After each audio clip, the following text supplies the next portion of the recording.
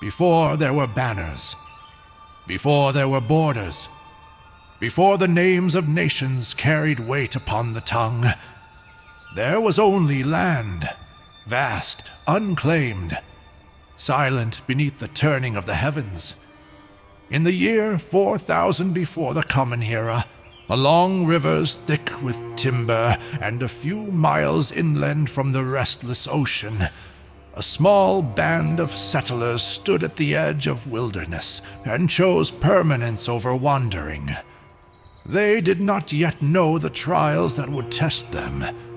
They did not yet know the rivals who would rise beside them. They did not yet know that the stones they would lift would outlive them all. But they chose to build, and in that choice, a chronicle began.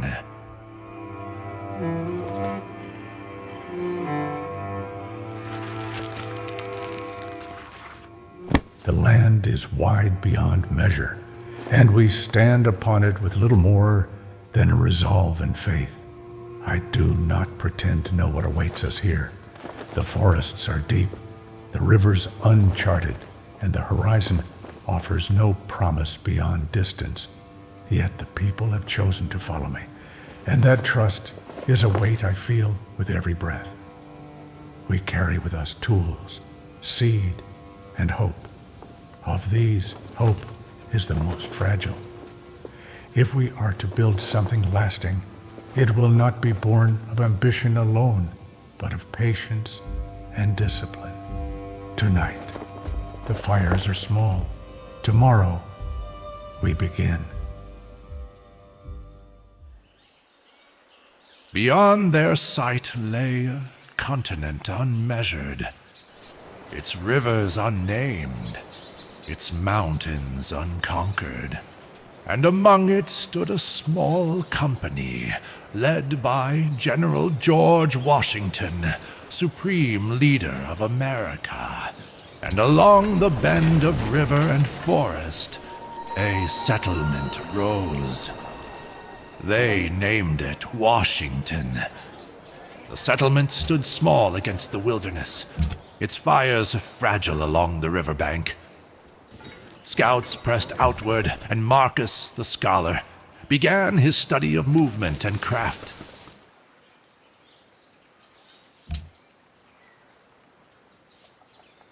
Yet, before stone could be raised and roads laid, the sky itself stirred. A comet burned across the heavens. The people looked upward in silence. Some called it miracle, others feared judgment. Silas, the high priest, spoke gently, urging calm. If the gods had written flame upon the sky, it was not for terror, but for purpose.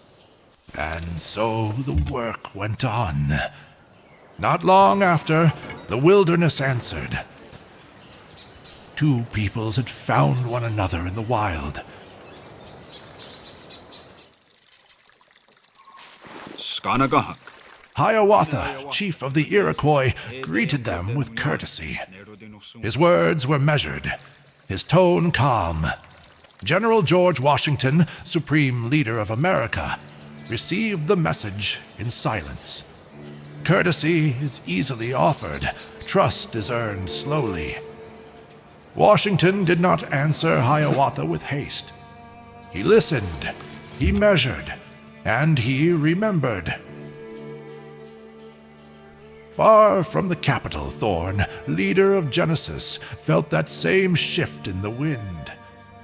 The days of simple wandering were ending.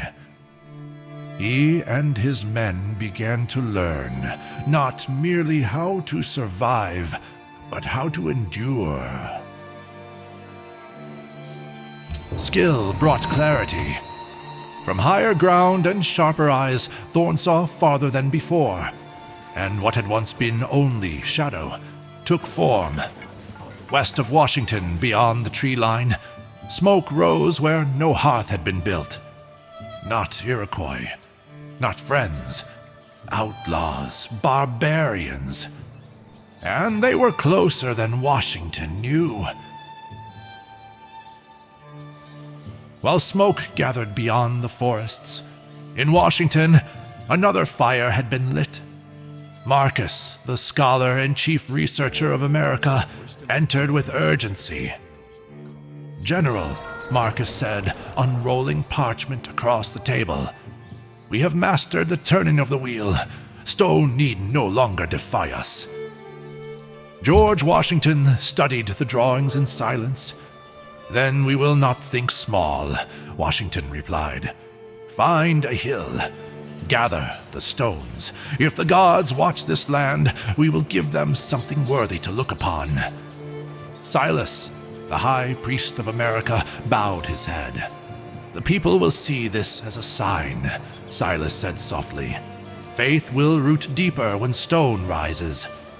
And so, where others sought in timber and river, Washington began to see monument. And from Washington's timber gates, another band emerged. Ronan, leader of Exodus, stepped into the open road with men who had never yet seen beyond the river. Where Genesis had carved the first path, Exodus would test the second. Two bands now walk the wild. The Republic had begun to stretch. The year was 3600 before the Common Era, and far from the capital, Thorn, leader of Genesis, searched the bones of a forgotten people. What he found was no trinket. Tools, timber, stores preserved against time. And with that fortune, the stone monument upon the hill would rise not in decades, but in years. And then the land answered. Thorn stood before a wonder not shaped by man, but by time. The grand mesa, stone rising from earth like the spine of the world itself. Its discovery stirred joy in Washington and quiet awe in the hearts of those who walked beside him. Thorn whispered, "So this is what the old world guards." In Washington, word of the vast wonder spread quickly. But General Washington did not mistake beauty for safety. The mountains to the west, the high ground between them. It was not merely earth, it was a shield. And so he summoned Captain Elias Ward, commander of the city guard. Washington turned from the map table, the candlelight tracing the rivers in gold. The forests funnel into the valley road, General George Washington said quietly. If any march upon us, it will be there. Captain Elias Ward, commander of the guard, inclined his head. Aye, General. The path narrows between the stone. A strong position. Washington's gaze drifted toward the darkening horizon beyond the tent flaps. And if the Iroquois truly mean peace, Ward asked after a moment.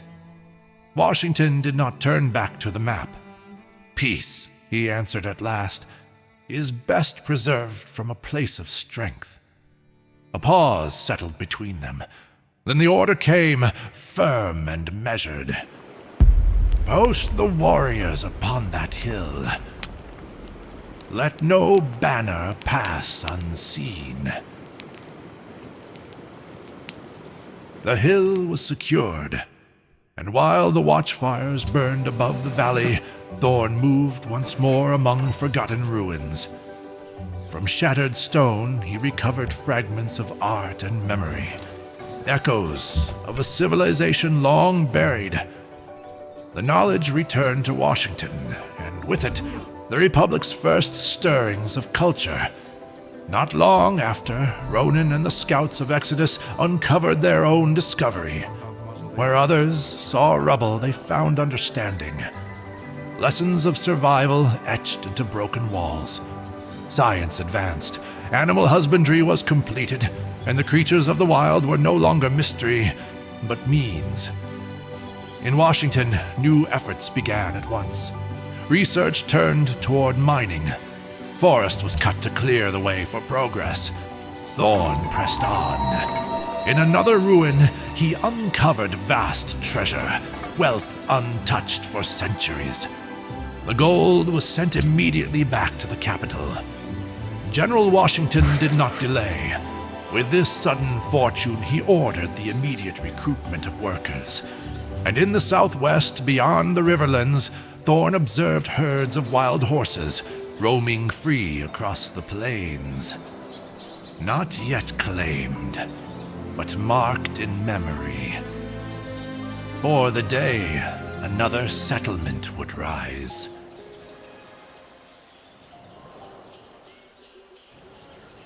The ocean answered Ronan first. Southward he pressed, only to find the land swallowed by endless horizon. The path closed not by enemy, but by water. There would be no passage there. Word was sent to Washington, and the order returned swiftly. The pathfinders of Exodus were to turn north. Beyond the riverlands and rising timber, the Republic still knew nothing of what lay above it. Mystery demanded eyes. Ronan obeyed, but far to the southwest, Thorn walked alone into harsher country. The land grew quiet. Then, warriors emerged from the brush. Their armor was adorned with feathers and bone. Their gaze did not waver. They did not speak. And soon after, their leader stepped forward. He called himself Montezuma. His eyes were sharp, intense, unsettling.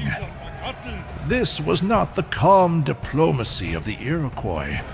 This was something else, and the Republic had just met it.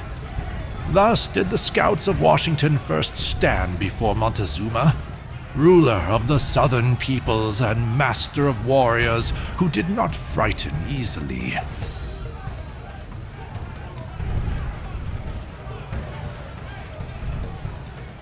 Thorn did not linger. The mountains of the south carried too many eyes, and the name Montezuma still echoed in the wind behind him.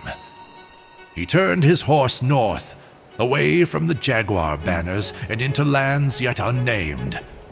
The air grew dry as the green gave way to stone, and the wind carried dust instead of promise.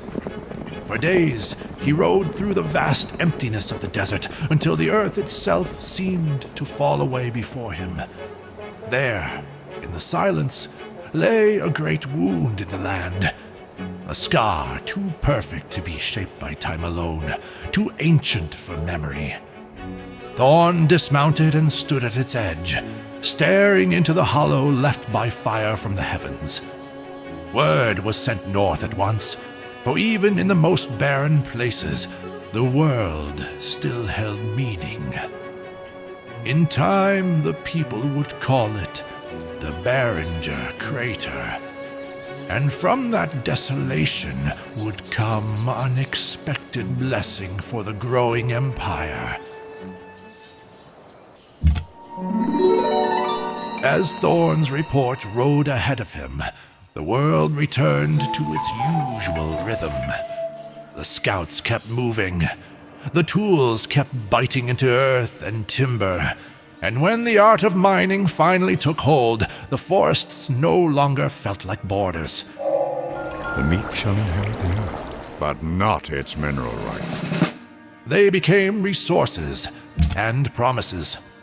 With stone and timber now within reach, Washington set the next pursuit in motion, turning the minds of his people toward trapping, toward hides, toward survival, and toward the quiet wealth of the land itself. And then, in Washington, the work reached its end. The last stone was raised. The circle stood complete. Not as a decoration, but as a declaration. Silas approached along the worn path from the growing town below. There was no haste in his stride, yet something in the way he carried himself betrayed the weight of his message. Dust clung to the hem of his robe.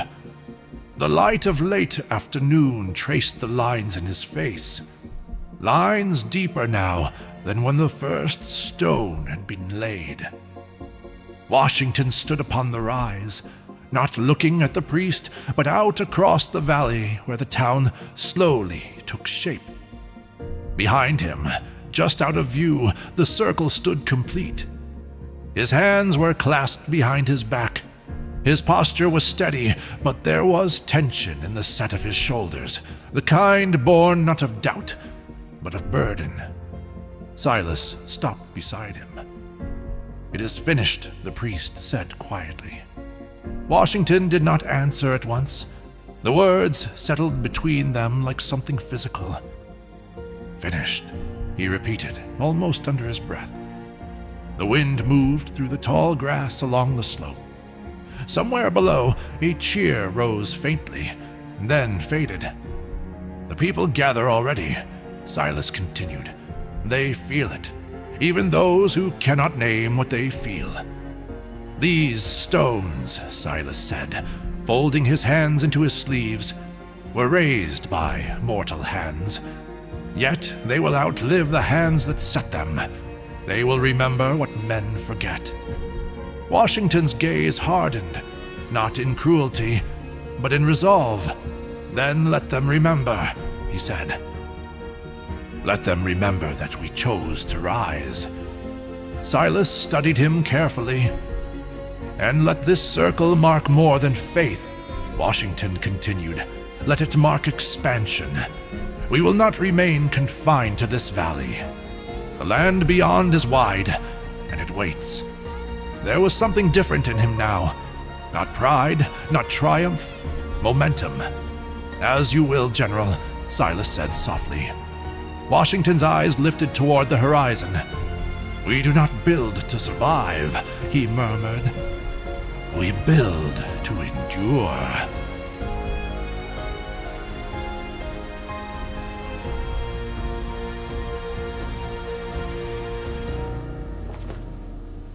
The stones stand. I thought I would feel triumph when the last was set. Instead, I felt the weight of it. Not the stone, but the responsibility. The people look to me as though permanence has been secured, as though rock can quiet uncertainty. Yet I know how fragile we remain. Beyond this valley, the world is vast, and not all who walk it come with open hands. I have seen enough in the eyes of other leaders to know that strength must be measured, not displayed. Still, when I stood beneath the circle at dusk, I felt something steady for the first time since we arrived here. Not safety, resolve. If we are to endure, it will not be because we raised stone. It will be because we remain worthy of standing beneath it.